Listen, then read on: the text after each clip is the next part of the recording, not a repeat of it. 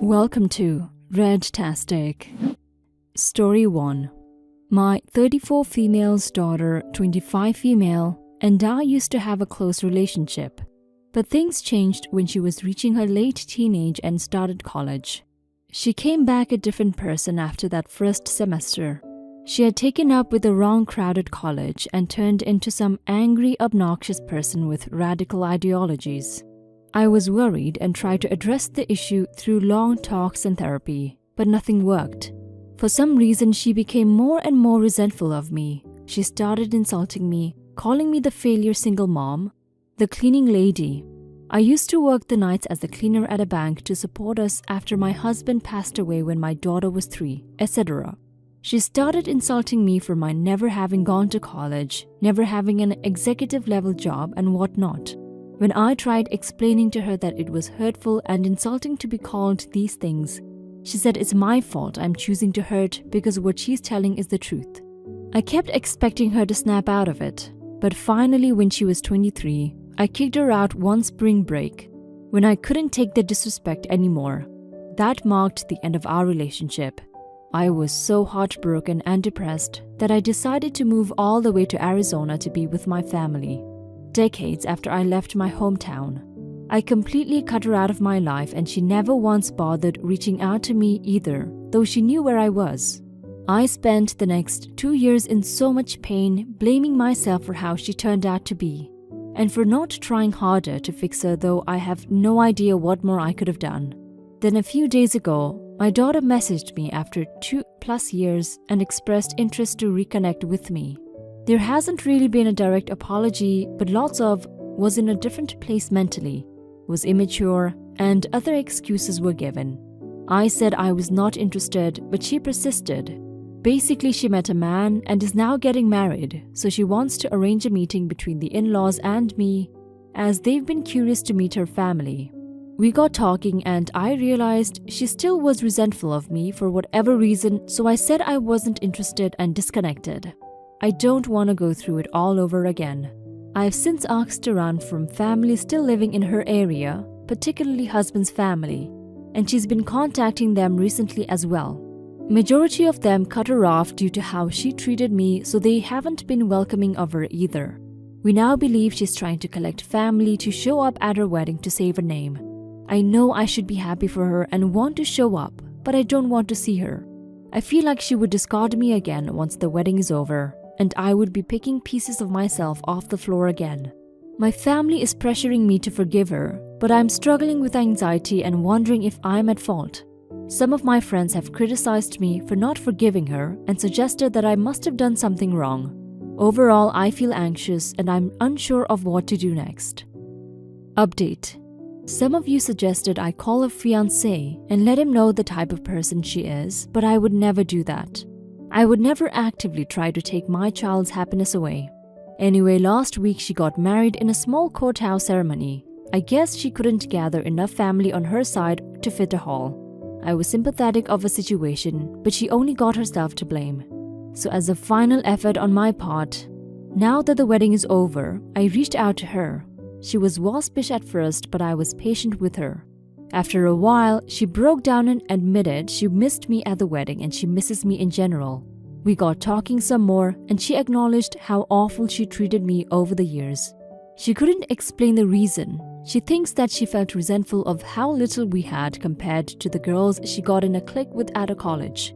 She said it wasn't until she cut them off recently that she started realizing how toxic they had been.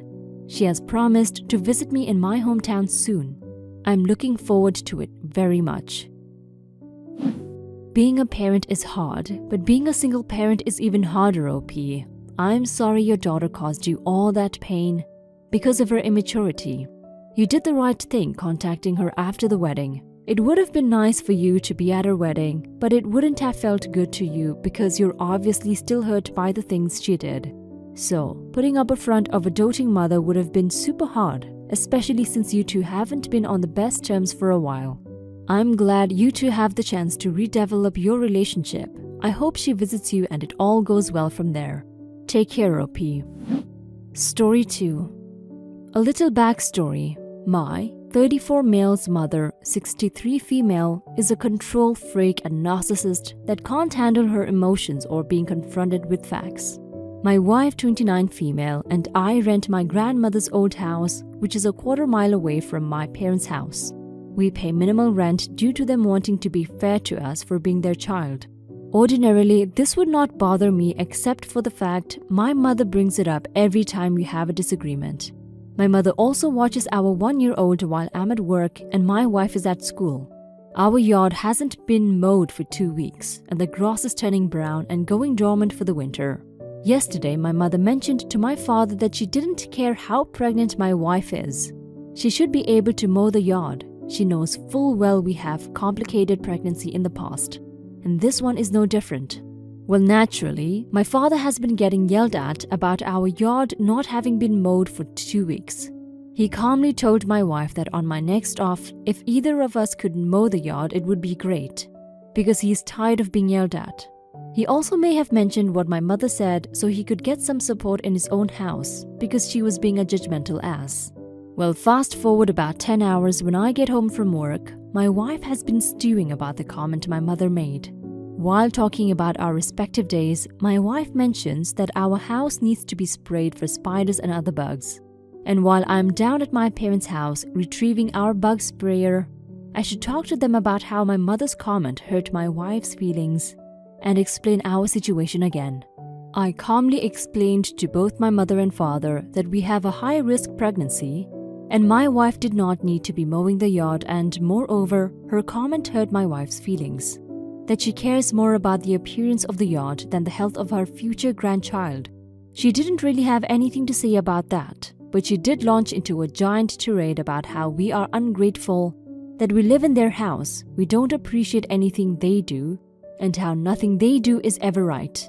For about 10 minutes, I stood there and listened to her yell at me about how anytime we have an issue with her, we march down to their house and jump down her throat.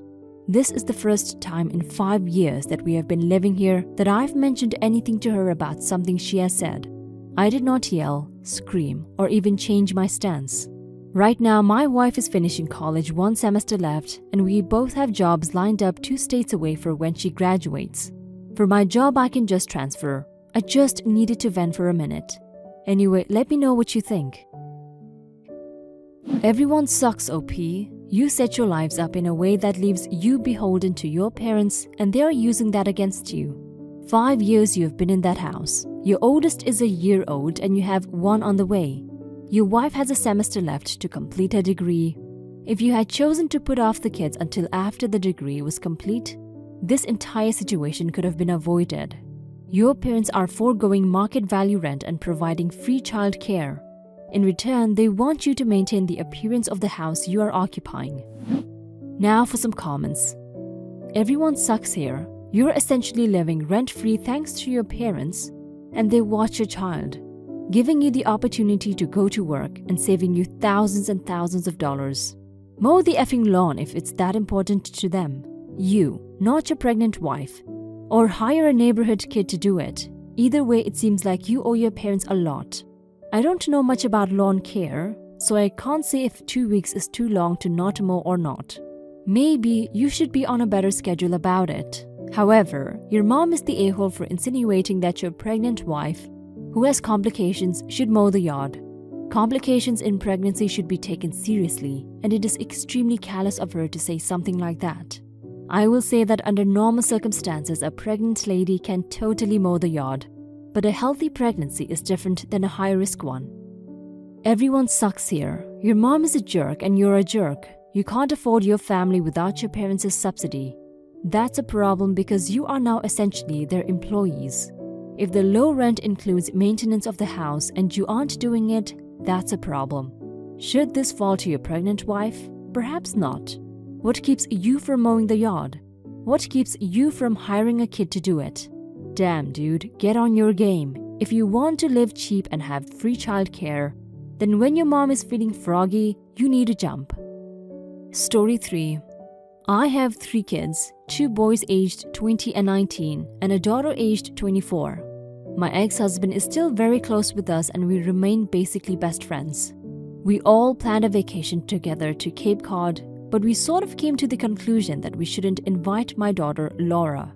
Laura, she can be a mean person. She's quick to anger and can be extremely demanding to others, especially aimed at her two brothers. And sometimes even just a night out to dinner with her can be hard to get through because of the way she acts. I just want to give a quick example. We went to my cousin's wedding and had to sleep over at my sister's house the night before. My son had a blanket on the couch and left it there while he went to make breakfast. Laura, when she woke up, looked at the blanket, then asked him furiously, "Are you going to effing pick this up? You're just going to effing leave this here like some slob? Pick it the F up," at a volume that most of the people in the house could hear. My son doesn't even want to talk back to her for fear of escalating her anger, so he just did it. Another example is that my son left a pan in the sink to soak before washing it, and she flipped a shit and started calling him lazy and a brat and all the stuff over one pan. One time she asked my husband to do yoga and he didn't want to, and she basically started berating him for being unhealthy and making his refusal to do yoga into this big thing. One time, my son was having a migraine and had to cancel going to his aunt's dinner, and Laura just absolutely berated him and insulted him for not sucking the pain up and going. That is a microcosm of how she acts not only to them, but to us as well, and her boyfriends and friends. If she finds even the slightest thing wrong with someone, she will point it out viciously.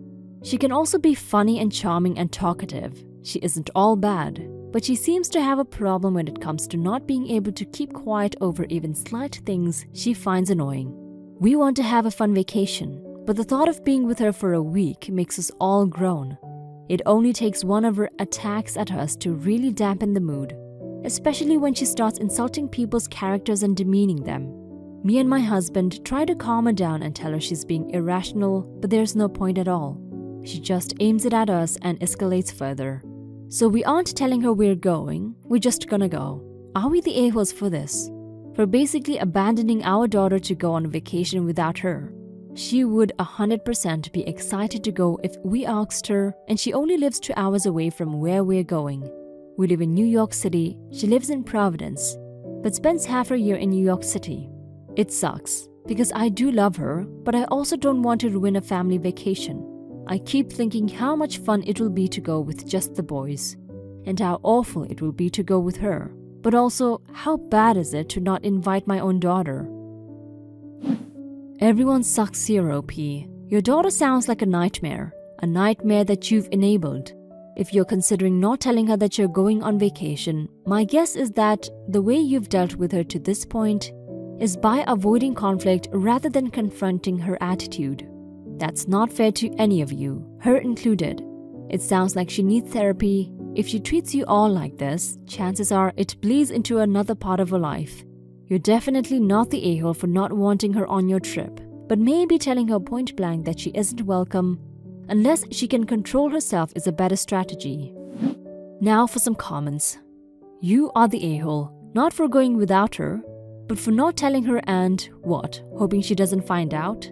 Her feelings are rightfully going to be hurt. You don't have to bring her, but you do need to talk to her.